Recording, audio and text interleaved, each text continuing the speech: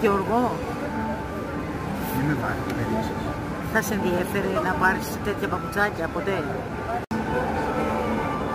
Τέτοια παπουτσάκια, παιδιλάκια. Όχι. Είναι πολύ όμορφα, είναι άνετα και αρίζει η ποδάρα. Θα τα φορούσες αυτά τα παπουτσάκια ποτέ? Γιατί τι είμαι κάσκολο γύρω σου. Δεν τι υπολογίζεις να φοράνε, ωραία. Γέροι και αυτοί πάνε στα μοναστήρια. Δεν είμαστε καλά. Μα είναι ωραίο παπουτσάκια, αρίζει την ποδάρα. Στο έχω πει, είναι άνετο. Εγώ φοράω κλειστά πύληνα. Πύληνα.